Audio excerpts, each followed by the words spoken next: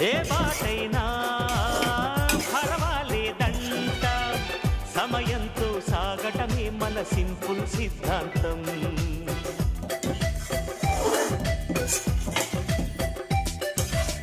చిరుగాలికి పరిమళమిచ్చే సిరిమల్లెల వనమై ఉందాం. గగనాన్ని నేలను కలిపే హరివిల్లుల వంతెన అవుదా. ఆనందం అంటే అర్థం మనమందా.